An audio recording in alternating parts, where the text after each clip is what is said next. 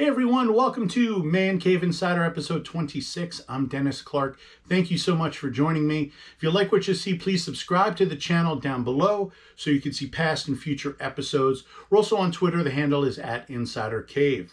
Now we're here in my man cave, and this room is filled with things that I've collected my entire life. These are stories behind those items. And when I add something to my collection, it's usually based on an experience that I've had, whether it's seeing a movie, going to a concert, or on a vacation. And today we're going to be talking about and showing some things that I've gotten when I recently visited Star Wars Galaxy's Edge at the Disney World Resort in Orlando, Florida. Now, back in 2015, Disney CEO Bob Iger announced that Disney would be creating a Star Wars themed area in its theme parks, and they were going to build not just one, but two. The first would be at Disney's Hollywood Studios in Orlando, and the second would be at the Magic Kingdom at the Disneyland Resort in Anaheim, California. And this was designed to be an immersive Star Wars experience that had never been seen or offered anywhere else. Now, rather than using a location that had been seen in previous Star Wars films, they decided to create an all-new world and created Black Spire Outpost on the planet Batuu. This was created in conjunction with Disney's Imagineers and Lucasfilm. Now, much of the first film took place on the desert planet of Tatooine, and they used that as a starting point.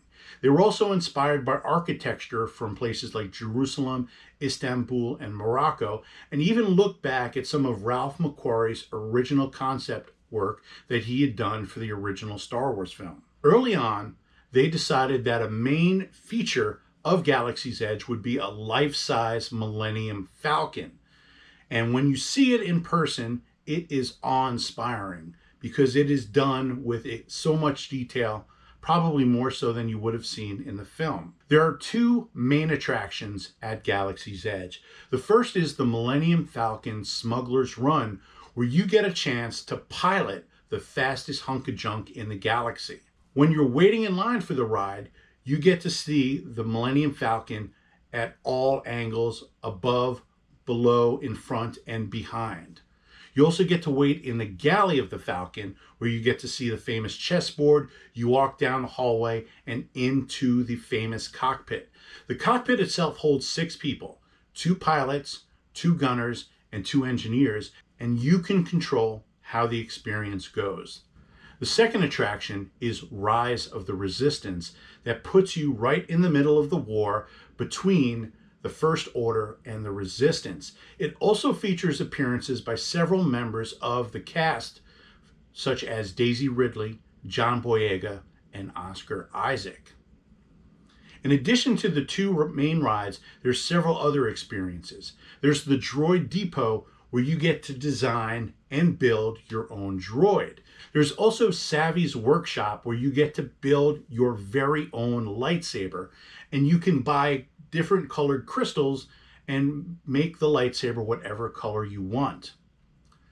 Now, one of the features in the first Star Wars film was the Mos Eisley Cantina, and Galaxy's Edge has Oga's Cantina, which features a selection of alcohol and non-alcoholic drinks not seen anywhere else.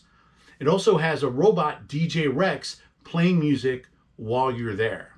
There's also a lot of unique food experiences at Galaxy's Edge. There's the Docking Bay 7 cargo. There's Ronto's Roasters. There's even a milk stand where you can get the blue milk seen in the first Star Wars. And Coca-Cola has designed special bottles that are only sold at Galaxy's Edge. Longtime Star Wars composer John Williams composed the Symphonic Suite, which you hear as you are entering Galaxy's Edge. It is a completely immersive experience. You cannot even see other parts of the park when you're in it. And while you're in Galaxy's Edge, you can interact with various characters such as Kylo Ren, Rey, Chewbacca, Stormtroopers.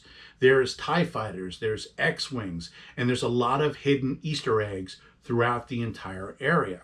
There is Doc Ondar's Den of Antiquities, where you can get legacy lightsabers, you can get costume pieces, you can get unique statues, artwork, jewelry that you're only going to see at Galaxy's Edge.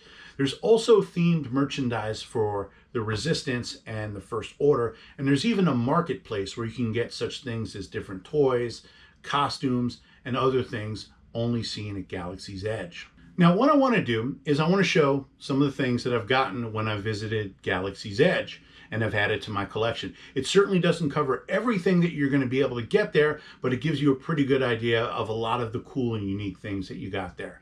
The first thing I got was at the Resistance Supply. I got this hat, which has got the Rebel logo on it, and I thought it was a pretty cool thing. Unfortunately, it doesn't fit me as well as I would have liked, but it's still a pretty neat thing to have in the collection. I also got this shirt, which has the Rebellion logo on the front, and it's got a Rise of the Resistance design on the back of it. As I mentioned before, Coca-Cola has special bottles that are only sold at Galaxy's Edge. And what I got is the Diet Coke bottle, which you could see the unique lettering on it. I got a Sprite bottle. And then we got a Dasani bottle as well. I also mentioned that they had a cantina there called Oga's Cantina. The waiter was nice enough to give me these Star Wars themed coasters, which have different designs on them. He gave me a handful of them, and I took them all home. He also gave me a couple of copies of the menu, and it's got alcoholic drinks, and then it's got non-alcoholic drinks.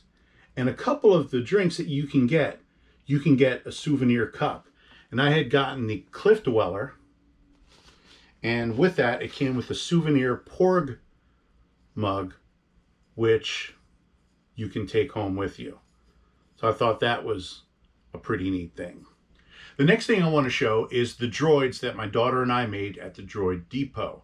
Now, when you're done, you get a great carrying case with it, and for an extra charge, you can get an emotion chip and a backpack.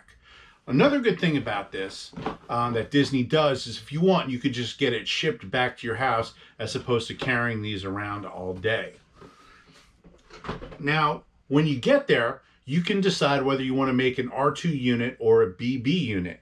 My daughter decided to make a BB unit, and it comes down an assembly line. You pick the parts, you can pick the colors, and then you go over to build it, put it together, and then you activate it. And when you activate it, you get a remote control so you can operate the droid. You could also do it through an app that you could download as well. And interacts with the commands on here. I'm not going to move it around too much, but it is pretty neat. As for my droid, I'm old school, so I decided to create an R2-D2 type unit just with a little bit of different colors. So with the remote control, he can talk, move his head, you can spin him around, have him go forward and backwards, and I think it's pretty cool. Perhaps my favorite thing that I got at Galaxy's Edge was the Legacy lightsabers. Now, the Legacy lightsabers are lightsaber handles that were used throughout the Star Wars saga, whether it's the movies or the cartoons. And the first one that I got was actually before Galaxy's Edge opened. I got it at the Launch Bay store, and I got the Luke Skywalker lightsaber, which was also used by Rey in the sequel trilogy. And it's very heavy duty. It's made out of metal. You can light it up, and of course it makes all of the great lightsaber noises with it. I actually have this displayed on my TV wall, and on the other side I got a Darth Vader lightsaber, so I have the blue and the red one. Now, the Legacy lightsabers are great because they come in this awesome case. Now, I got two Legacy lightsabers. The first one I got was Luke's lightsaber from Return of the Jedi. It's got the Rebellion logo in green, and you open it up, and it's got the lightsaber handle. Now, you can have this hanging in a bunch of different ways. You could buy a stand for it. You could also buy a blade for it as well. And underneath here, comes this that you can replace. The blades themselves are sold separately. And the blades can be used on any legacy lightsaber that you got. So now you're able to fit the blade in.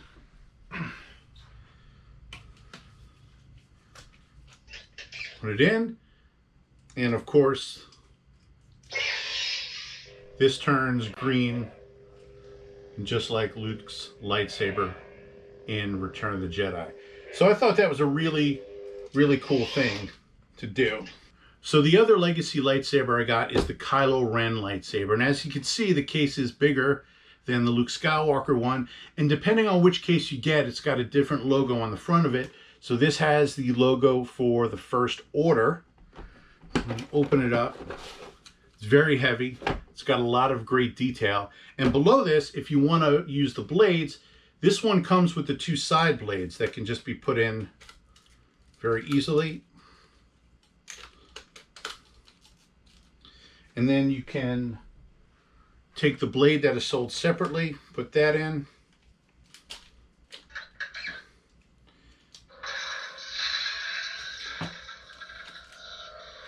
And then it lights up. It's got a lot of great detail, it's got the sounds, and it's a really cool thing. So I have this also displaying on the side of my TV as well. So that is it for our look at Star Wars Galaxy's Edge and some of the things that I got there. I'm going to be going back next year, and I'm sure I'm going to be getting a few more things to add to this collection. Now, whether you're a fan of Star Wars or not, it's an amazing experience unlike any other. True diehard Star Wars fans are going to find a lot of great hidden Easter eggs, and even casual fans like my wife and my daughter, really enjoyed the way it was set up. They really enjoyed the Rise of the Resistance, and they had a great time flying the Millennium Falcon. So I hope you enjoyed this. Please subscribe to our channel so you can see past and future videos, and we look forward to seeing you next time.